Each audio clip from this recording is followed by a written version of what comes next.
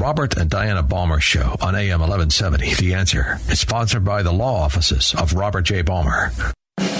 Ladies and gentlemen, you're listening to the Robert and Diana Baumer Show on KCBQ, talking about anything. Call 888-344-1170 right now. Ask Robert and Diana about anything you want, from politics to entertainment. They're not afraid to give you their point of view, so give them yours. 888-344-1170. And now, here's Robert and Diana Baumer.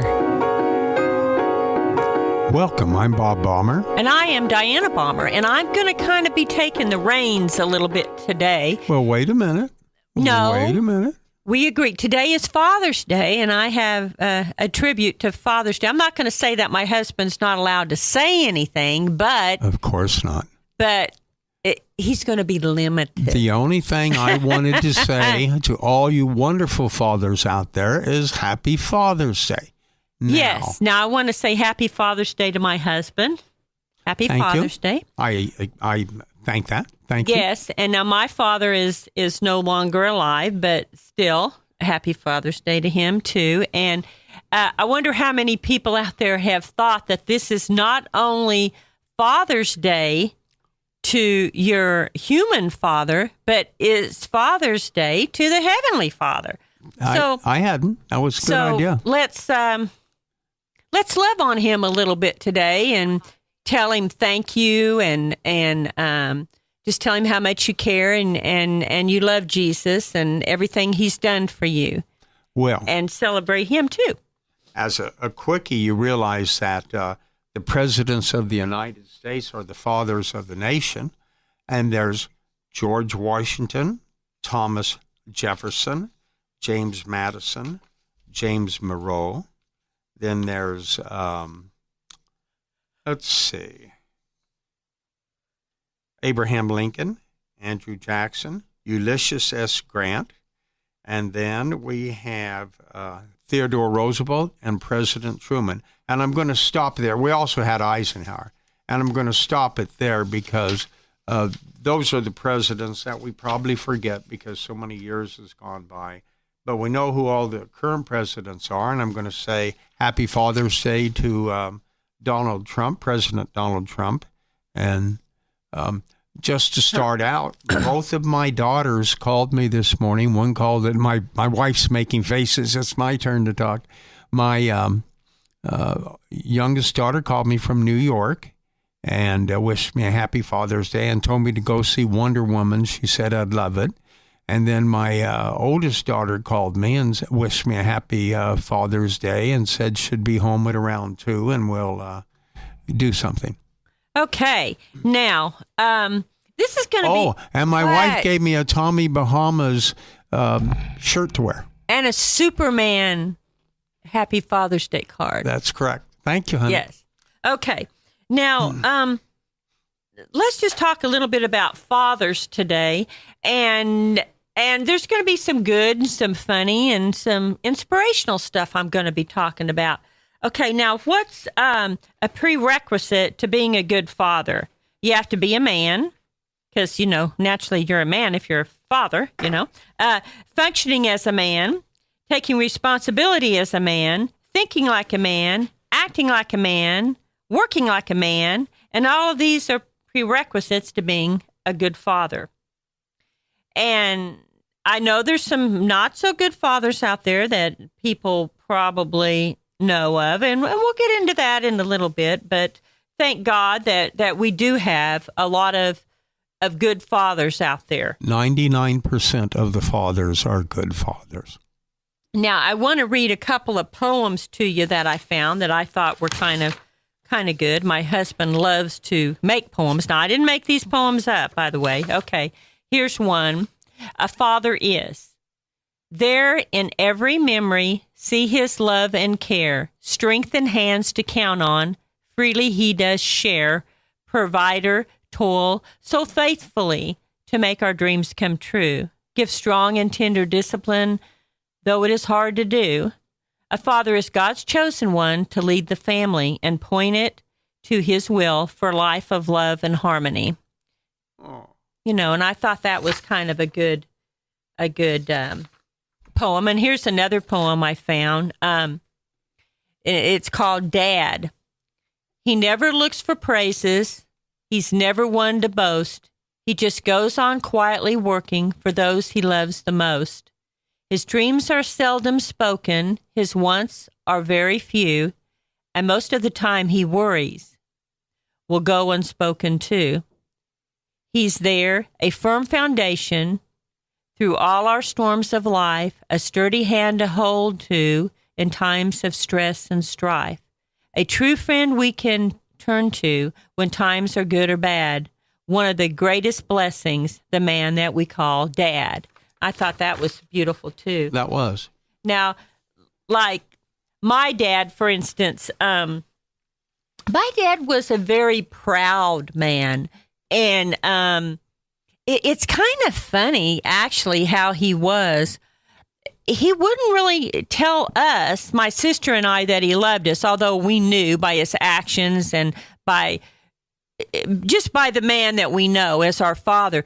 But our grandchildren, our children, his grandchildren, he would just tell them he loved them all the time and lavish them with love. And he loved being a grandpa, I can tell you that. Just like when they were born, he volunteered, and think how many years, it had been a number of years since he had had a baby, in the house. He volunteered to babysit, take care of the babies, and, and that went along with that was changing diapers and all that other stuff, and he was pawpaw to my grandkids, and they really loved him. I adored my dad. My dad was a wonderful, wonderful man, and I remember one time, he was very protective of us girls, very protective.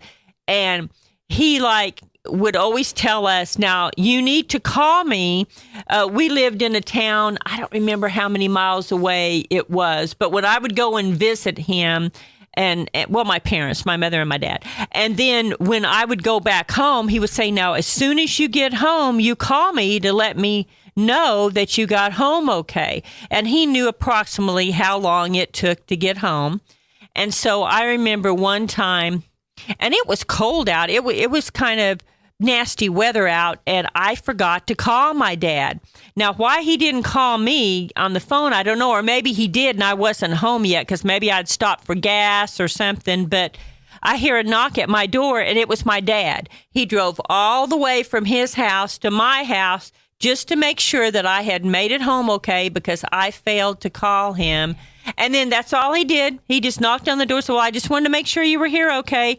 And then he turned around and he left. So, I mean, that just shows how much my dad loved us.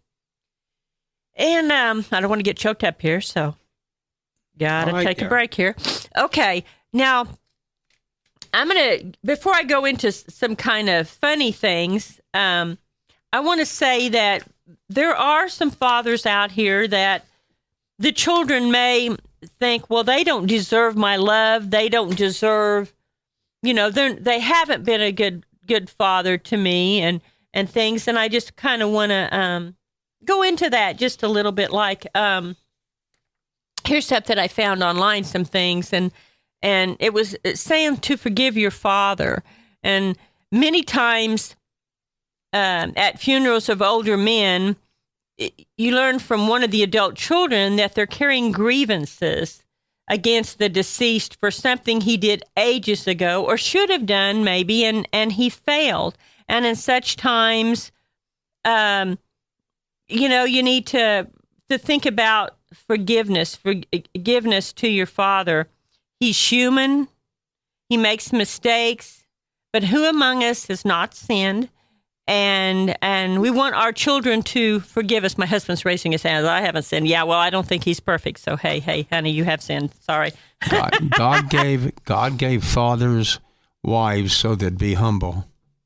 Well, on the cross, Lord Jesus looked at his executioners surrounding him, and what did he say?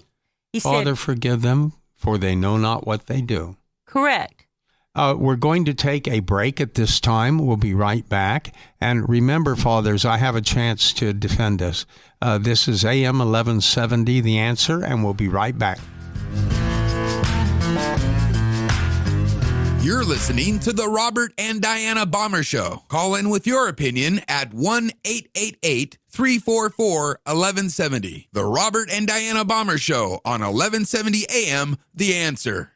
Robert Baumer has been a divorce attorney for 40 years. He's handled every issue associated with divorce, from simple uncontested divorces to the evaluation and division of complex business assets. At the law offices of Robert Baumer, you're assigned your own attorney and a paralegal to handle your case from beginning to end. If you're in need of an attorney in the area of custody, child or spousal support, paternity, or any other issue, call Bob Baumer, B-A-U-M-E-R today, 619-497-0054. That's 619-497-0054.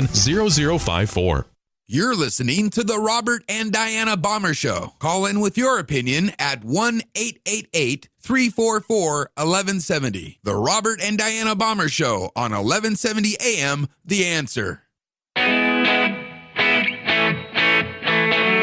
We are back with the Bob and Diana Baumer Show, and we're talking about fathers since today is Father's Day. Now, with what I was saying about forgiving your father, and we'll get into a little bit more on that, but I do want to say, how often have you fought with someone, and it may be your father, it may be your spouse, it may be your children, and then have you ever thought about, geez, I fought with them, and what if they go out that door and that's the last time I see them? Because life is not a certainty. We don't know when our time is up. You know, it could be up today, tomorrow, years from now, or whatever, and you really don't want to let time go by without forgiving someone or letting them know that you love them. I mean, I think it's so important to let someone know that you love them. And even if you fight with them or something, you know, you can still say, well, you know, I don't agree with you, but I still love you.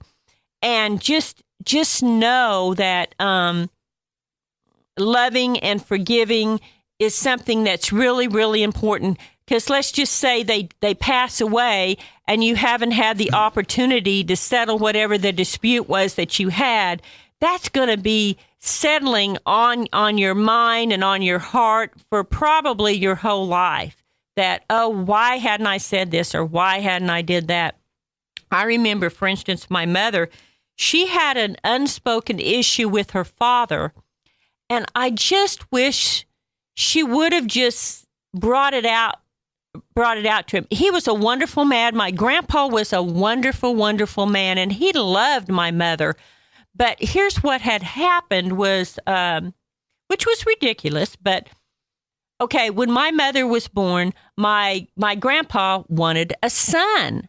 Okay, he didn't want a daughter, he wanted a son. Well, then my mother was born, and this was a long time ago, and my mother was actually born in a house with those, I don't know what they call them. What do they call them? Kind of women? The women practical that help. nurse. No, but anyway, in the olden days, she was born in a home, and then when he was told that it was a daughter, he wouldn't even go. He was going around telling everybody that he had a son, even though he had a daughter, and he also would not even go look at his daughter, my mother, for several days. Well, unfortunately, I don't know why her mother told my mom this, but this information was relayed to my mother, and then that weighed on her whole life. She was always trying to get her dad to be proud of her and look up to her and everything. And he loved her. You could just tell by his actions and everything. He loved my mother, and he would tell her he loved her, but that always weighed on her mind. And, you know, when he died and she had never settled that issue with him, that weighed on her until the time that she died. I mean, so she should have just been brave enough to confront her dad and just talk to him about this, you know. So that's what I'm saying. Don't ever not discuss issues that maybe need to be brought up or that are concerning you. Don't ever do that. I want to say reasons to forgive your father. He's human, and that means he's prone to failure, and a great deal short of perfect, which all of us are, okay? According to Romans 3:23, we have all come short of the glory of God. And Psalm 103:14 reminds us that God is all too well aware of this. I mean, it states, He Himself knows our frame. He is mindful that we are but dust. You are too. This means two things. You are a lot like your dad insofar as being flawed because, like I said, we're all humans. We're all sinners. No one was perfect except Jesus Christ. So as being human, you want to require an extra dose of God's grace to be able to forgive Him. Okay. And remember that your father is a product of a fallen world and flawed parents, too. I mean, it's easy to think of your father as choosing to be the way that he is. Maybe he's an alcoholic. Maybe he's a wife beater, abuser, party animal, whatever, and thus holding him totally responsible for his actions. However, remember that he was a child once, too, and God alone knows the extent that he became whatever he became. It may have been due to his parents' life circumstances or whatever, the faults of schooling he received or didn't receive. And I'm not saying that this is good things. I'm not at all saying that this is good. I'm just saying that God has taught us to forgive. My way, in my mind, I think that you have to forgive, but you don't have to forget. I mean, you don't have to forget the things that someone has done to you, but you do need to forgive them. And then because you're eventually going to want mercy too, therefore we would good to show mercy to other people. Matthew 6:12 says, "Forgive us as we forgive those who trespass against us." And forgiveness opens the grace channel, and resentment, it clogs it up and it shuts off the daily supply of God's grace to you and I, and we continually need that grace of God. So, like I said, I'm not saying everybody's perfect, and I'm not saying your dad maybe even really deserves to be forgiven, but as God's creatures, we need to learn to forgive and to love everybody. Now, with that, I have some funny anecdotes I'm going to just kind of say, and then I'll kind of turn things over to Robert because he's probably going to rebuttal, and then we're going to... Thank you, honey. Yeah. Okay. Now, here's a men's... You notice I've been quiet. Yes, and I'm amazed that you have been because normally you take the whole reins and I don't even get to say a word. But I told him on the way here, I said, now, you let me talk today. Yes. Yes, dear. Okay. Now, here's a men's thesaurus. It's kind of funny, actually. These are some things that I found. Okay. When a man says it would take too long to explain, what does he mean? He means that he said it before or it's just too tired to reiterate. Okay. These things that I found online, it states, I have no idea how it works. Okay. That's one I forgot. Yeah. Okay. When a man says, take a break, honey, you're working too hard, what does that mean? He's tired of working alongside of you. It means, I can't hear the game over the vacuum cleaner. Okay, I agree with that. Okay. When a man says, that's interesting, dear, what does he mean? Well, I really mean it because you do come up with interesting things. Well, this says, the thesaurus says, are you still talking? In other words, I'm really not one to listen to this, it's just kind of, yes, dear, okay, dear, whatever, but he's not really listening to you. Okay, when a guy says, it's a guy thing, okay, what does he mean, Robert? Well, I'm not even going there. I don't know. Okay. There is no rational thought pattern connected with this, and you have no chance at all of making it logical. That sounds reasonable. Okay. Can I help with dinner? What's he saying? Let's go out and eat, or I'm hungry. Basically, it's saying, why isn't it ready yet? Yeah, exactly. I'm willing to help you. Just get it on. Let's get this meal done. I'm hungry, In today's world with microwaves, that's not a problem. Yeah. What about when a man says, uh-huh, sure, honey, or yes, dear? What does he mean? Let's get it over with. It means absolutely nothing. It's a conditioned response. Okay. And then when a man says, you know how bad my memory is, what does he mean? He really means it. He means that I can remember the theme song to Hogan's Heroes, the phone number of the first girl I ever kissed, and the vehicle identification numbers of every car I ever owned. But yes, I forgot your birthday. Uh-oh. Okay, when a man says, oh, don't fuss, I can just cut myself. I just cut myself. It's really no big deal. What does he mean? He wants sympathy. Well, it's basically that's kind of right. It means I have probably severed a limb, but I will bleed to death before I admit that I'm hurt. So just get over here and help me, you know. That's true. Yeah. Do you know what happened with my ex-husband once? I mean, and I can't believe this.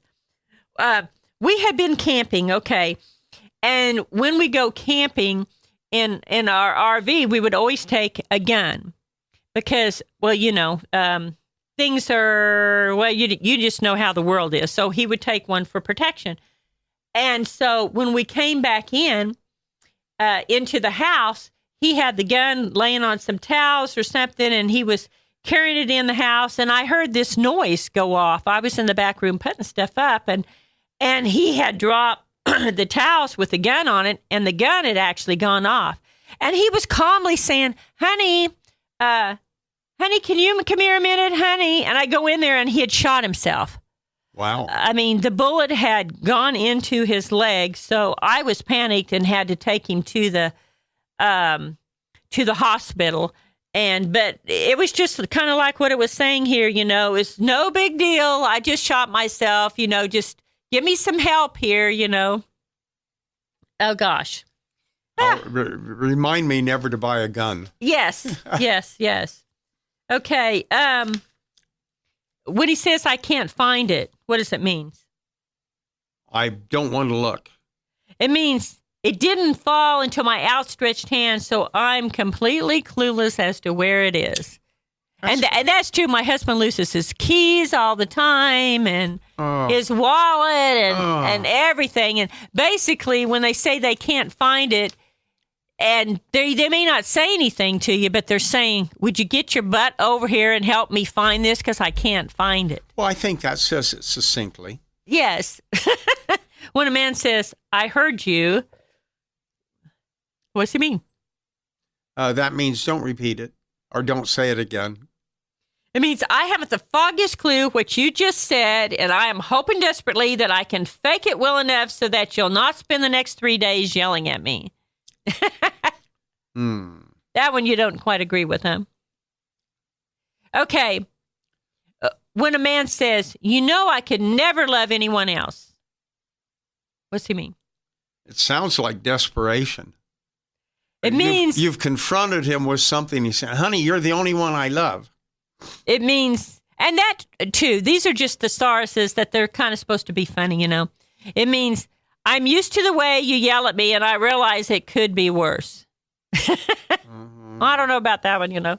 Okay, when a man says, you look terrific, what's he mean? He really means it. Okay, now that's a good thing, but he means, oh, please don't try one more outfit. We're late, and I am starving. Well, that could be, but if he's at home, that's okay.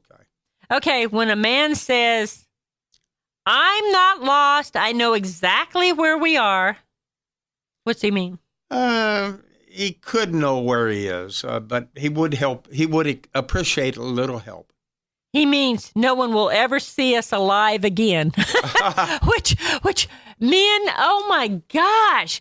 I mean, men they hate to ask for directions. I don't know. It's a man thing. I mean, they can be lost like if we're lost or something, because I hate to be lost, and my husband will tell you this. I panic. I do not like to be lost. I'll say, well, pull into that gas station, or let's stop and let's ask this person something. A man doesn't want to do it. He never wants to admit that he's lost for some stupid reason. And I have no problem when I'm lost asking somebody directions. I'll be in a store. Now, my granddaughter, my youngest one always gets mad and says, quit asking where something is all the time. Let's just go find it. But not me, man. I'm going to ask. And we got to take a break. And so we'll be right back with 1170 a.m. The Answer, the Bob and Diana Baumer Show. You're listening to the Robert and Diana Baumer Show. Call in with your opinion at 1-888-344-1170. The Robert and Diana Baumer Show on 1170 AM, The Answer. If you are in need of a family law attorney to handle such matters as paternity, custody, or child and spousal support, call 619-497-0054. Attorney Bob Baumer has been handling such matters for over 40 years in San Diego and will make appointments after hours to fit your schedule. Call for your free consultation today at 619-497-0054 or visit them at robertjbaumer.com. Attorney Bob Baumer, that's B-A-U-M-E-R, a great law firm to have on your side. You're listening to the Robert and Diana Baumer Show. Call in with your opinion at 1-888-344-1170. The Robert and Diana Baumer Show on 1170 AM, The Answer.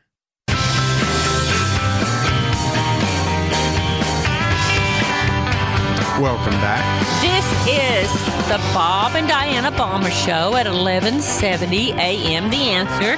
And this is Father's Day. So happy Father's Day to all you fathers out there, grandfathers and whoever. Anyway, my husband said I have to pass the baton over to him now because he needs to have a chance to talk too. So I'm going to pass it over. I may be back and I may comment on his comments. Who knows? Here it is, Bob Baumer. Welcome. I have some interesting issues. A daughter in 1909 felt that she wanted to praise her father because her mother had died in childbirth. So her father, who was a Civil War veteran, raised her and 5 other children. And she was in church on Mother's Day, and she says, hey, why aren't we honoring our fathers? My father raised us. So she got Calvin Coolidge in about 1924 to recognize Father's Day, and that's where it's got its start. I remember that. I remember that. That was very interesting how, Right. There was always a Mother's Day. I mean, but they didn't have the Father's Day. What was interesting after that was it wasn't until President Johnson came along that he publicized it and gave it some meaning and impetus.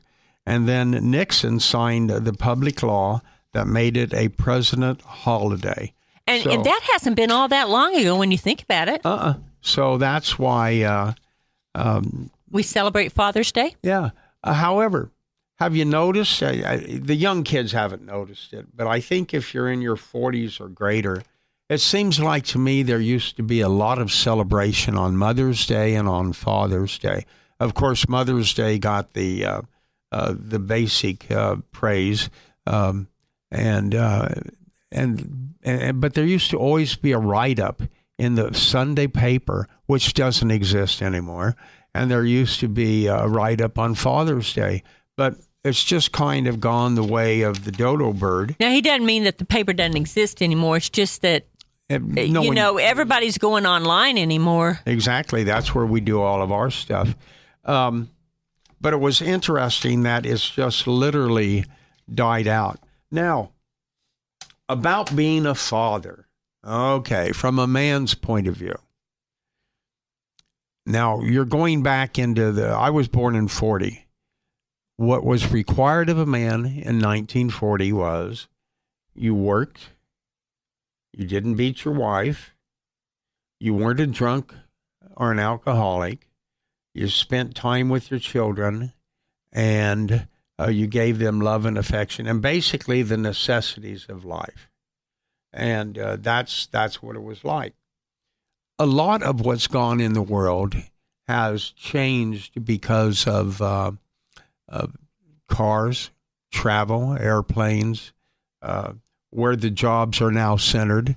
It used to be if you were born in St. Joseph, Missouri, you could get a job working for wirehouse wires.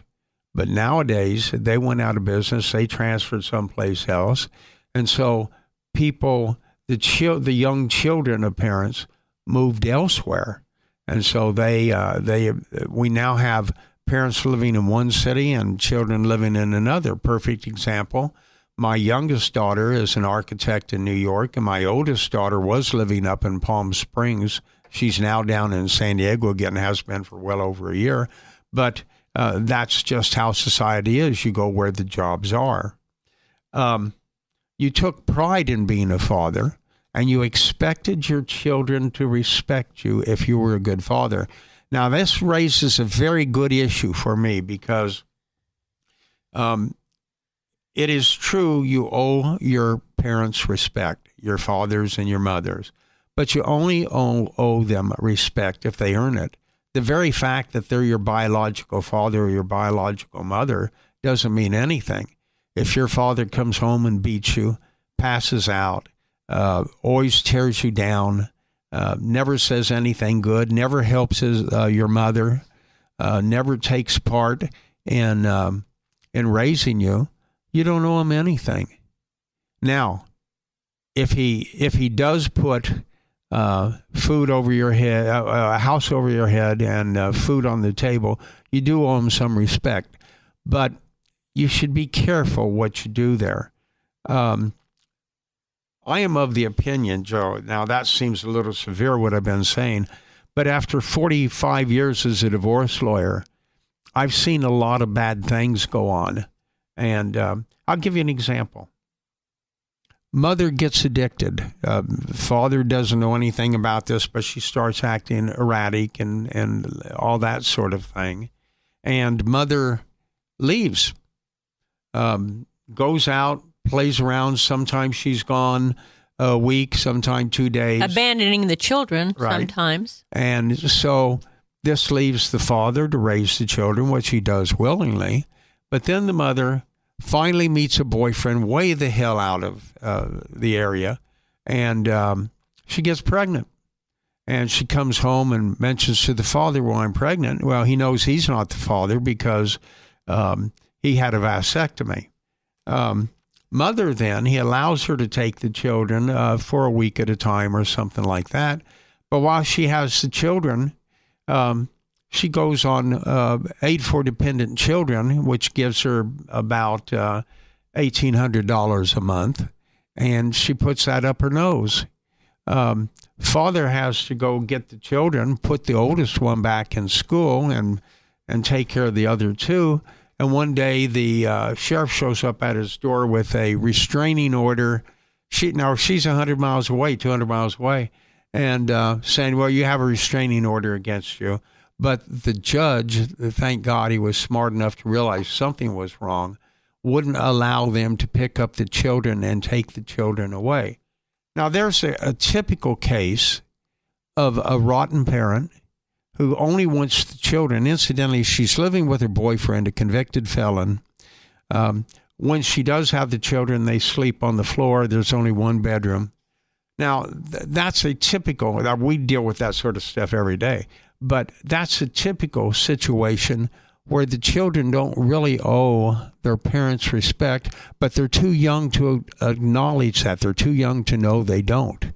And thank God she has a father who loves them and is fighting for them at great expense to get the truth known before the courts. Now, we've had some really fabulous cases that just shows the love of a father or of a parent, basically. Now, you don't have to be the biological parent of a child to love them and to be considered the father. Like, we had one client, for instance, that... Who's a continuing, ongoing friend of ours. Yes, and that particular person got into the picture when the child was a very young child. And at birth. Actually, you want me to tell the story? Yeah, you can tell the story. What happened was he meets this girl. They have a one-night stand. Oh, boom, all of a sudden, he's the father. So I said, we can take a blood test and determine right now whether or not you're the father. He says, no, I don't want to do that. So the child's born. The mother lives way the hell up in L.A. He would drive up there to have his visitation on a Friday night. Sometimes she would be there, so he'd have to stay over, sleeping in his car till the next morning. Then he'd get the child, come back down. He and his sister would go up, come back down, spend time with his parents here, and then take him back up on Sunday. Now, in that situation, and he loves that child, and that child loves him. In that situation, finally, Child Protective Services, after 6 or 7 years, took the child away from the mother and gave it to the father. But this was a father that really loved these children. And one time we were in court, and he had filed an action to determine paternity. He didn't know that he didn't need to do that, and he did it on his own. Well, in taking in a test of the child and of the father, it turned out that this child was not his. And so we're in court, and I had mentioned all this to him, and we could have set aside the judgment right then and there because there was a new law that had come down, and we could have set it aside. And he says to me, he turns to me, he says, Bob, if I do, there won't be anyone to protect that child. She'll be raped. She'll be tossed around from man to man, uncle to uncle every time. He says, no, I want to continue to be the father. And to this day, now he comes over occasionally, I'd say probably twice a year, and he has the little daughter with her. Now, she's getting pretty old now, and that's a loving, caring, wonderful father. Yeah, and although he wasn't the biological father, he didn't care.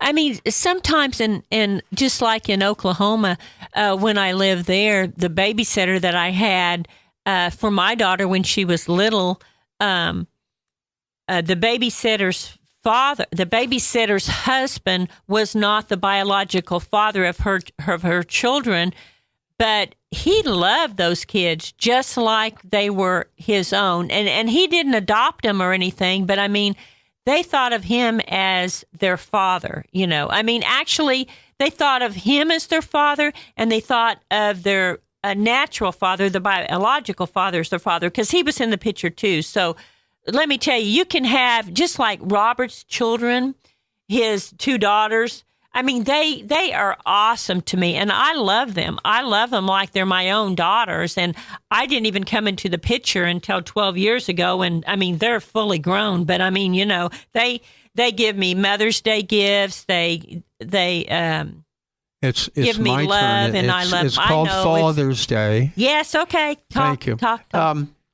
I will say this, in my 45 years of being a family law attorney, and I go into court just about 2 or 3 times a week, I will say that fathers are just as loving and caring about their children as mothers are. Sometimes even more. This deadbeat father syndrome was something women libs created to make it seem like fathers are no good and that mothers should always have the children. That's my opinion. That doesn't mean I'm right. But I think that fathers are just as caring and loving. So, as a good father, what do? Well, you spend time with your children. You see, my children didn't call me up by accident today and say, "Hi, Dad, happy Father's Day." They called me up today because I earned their respect. I spent time with them when they were little children. I knew this was the time to spend time because it'd only be little children once, so I did. And even though I was divorced, I had my children every weekend. I had my children. And you went to their sports events and their school events and showed your support there too. And not only that, I had them, for instance, if my children had a particular talent, in summer school, I'd put them in summer school for that particular talent. For example, both my daughters are good artists, so I put them in art school at Francis Parker. And then when my children were growing up, I saw that they had tennis lessons, and when they wanted to play in a sport, I supported him in that support 100%. I'll be back in just a second. We've got to take a hard break. This is the Bob and Diana Baumer Show. We're celebrating Father's Day. AM 1170, The Answer.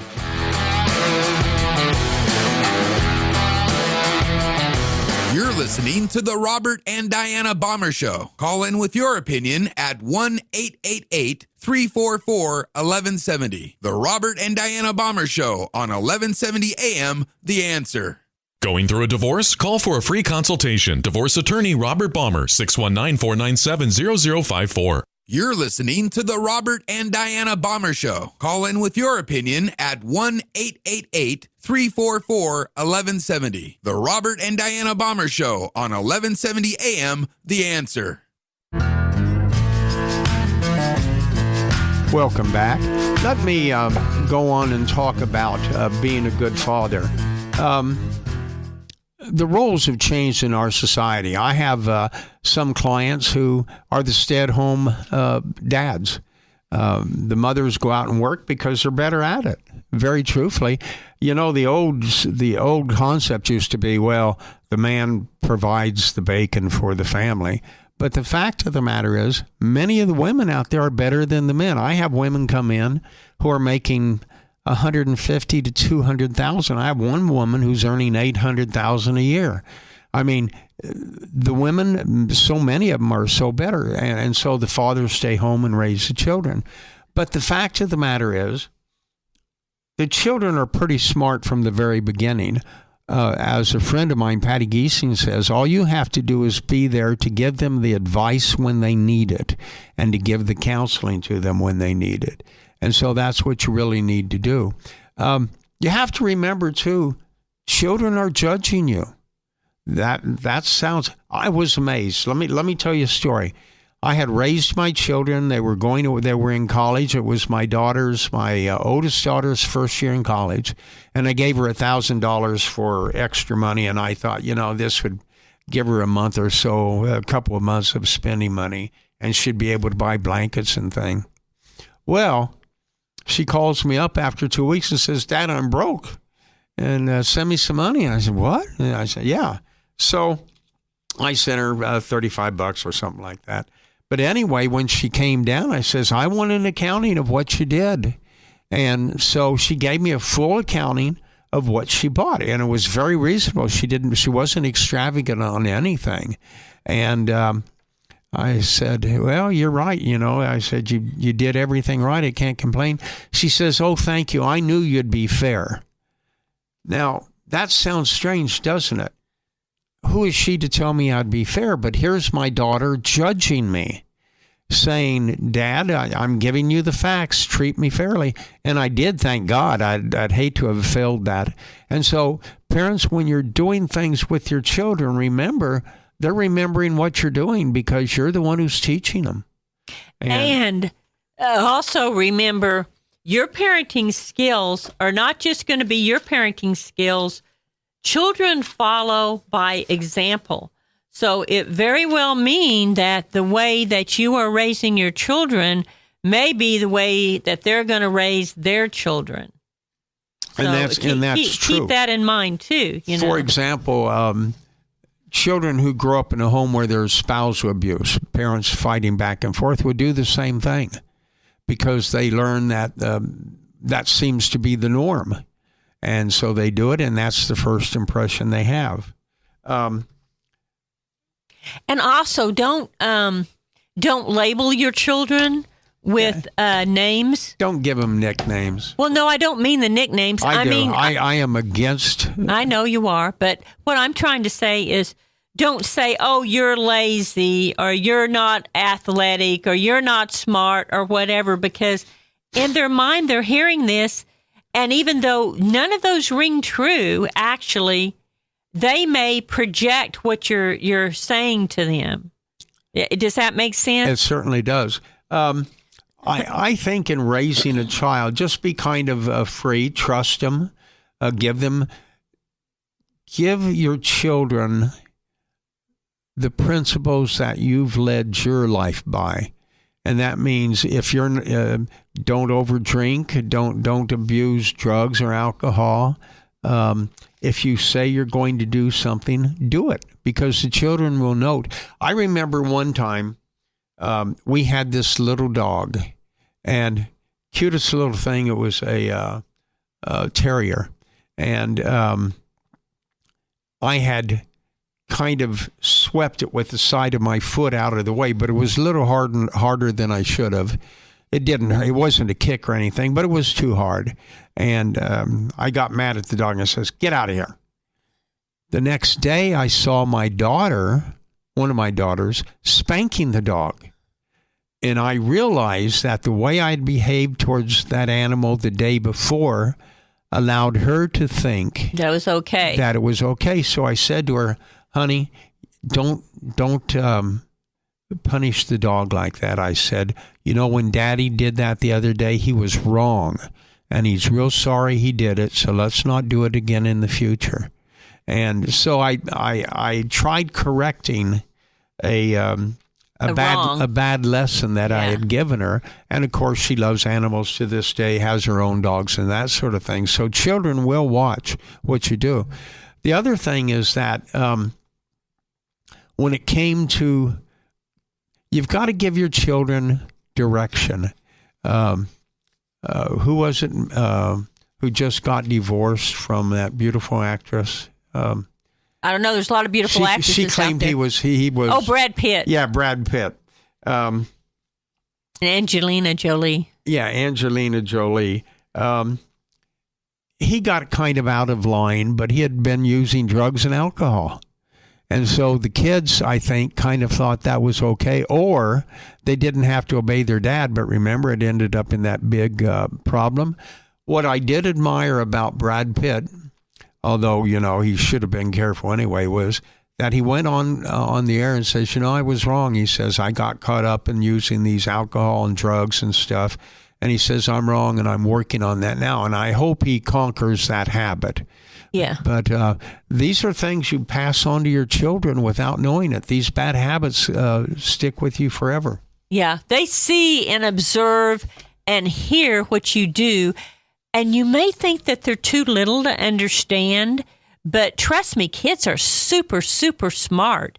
And so even though they're young children, they're going to be observing and hearing what you're doing and saying. So just keep that in mind. Now, because I was a single father, when my two children were growing up, I decided that when they turned 10, I would take each of them to Europe individually.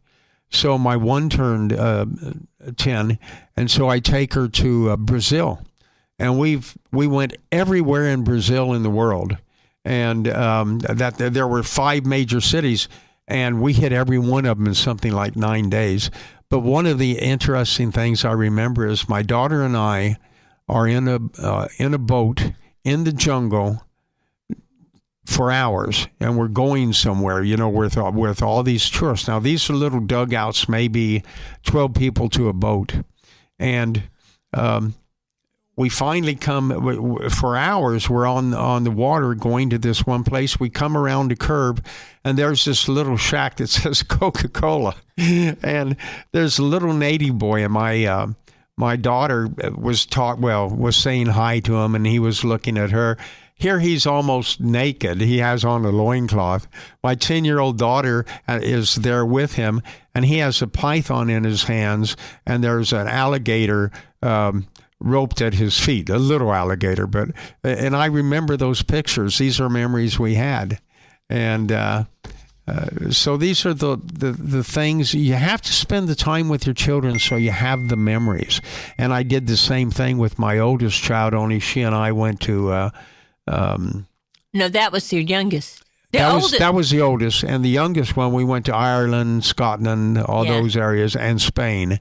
And so we had a good time, though. But you have to make time. You have to take the time to spend with your children. And you have to let them know what you think is right and what you think is wrong. Yeah, I know. Now, God says that the man is the head of the household, but it doesn't mean that he's the boss of everything. That's correct. And you know that. Yes, she's taught me. And it says here, I'm just going to kind of read you Ephesians 5:23. For the husband is the head of the wife, even as Christ is the head of the church, and he is the Savior of the body. Well, what it comes down to, in a household, you can't have conflict. So if you have an issue with the children, let's say we have to reprimand the children. Yeah. One parent can't reprimand them, and then the other parent comes along and says, you shouldn't have done that in front of the children. You shouldn't have done that. You should have talked to me first, because all that does is let the children know there's no such thing as authority. Well, like headship isn't like being the big boss. It's like a loving relationship, and women are equal in his sight too. And the Bible says that she is the weaker vessel. That is not an insult, rather, it's a compliment to her. She's not less valuable, rather, she is more fragile and in need of strong yet loving leadership. I think that's silly. I think women are just every bit as strong. You've got to remember that Bible was written, 2,000 years ago? And times have changed so much. Plus, the strength that was required in those days, 2,000 years ago, to live has been made useless. I mean, we have power steering on cars. We have... Well, he's just trying to direct the leadership like in God's wisdom. He's given each family a head. For anything with two heads is a monster, okay? But this is not a privilege as much as it is a responsibility. The hardest thing you're ever going to do is to be a good father, is to be a good husband and a good father to your children. But there has to be a head. There can't be two heads. I mean, two heads are better than one. Well, you can share responsibilities, and I'm sure that's right. But I'm just saying, in Samuel 3:13, Eli could run the temple but could not run his family. And in 1 Kings 1:5 and 6, David could run a kingdom and lead men into battle, but he couldn't run his children. Well, the point of the matter is, if to be a father isn't really hard, all you have to do is show love and respect for your children and your wife. You have to do those things that society admires. If you follow the precepts of your society, go to work, get a job, take care of your responsibilities, you'll find you get along in the world, and your children will probably grow up and marry you. Not marry you. That would be grow weird. up and obey you, and they will marry and have families of their own. It's all over. I mean, all of this was talking about Father's Day, and it's a wonderful experience. I wish everyone out there has it and enjoys it. And to all you fathers, God bless you. God bless you.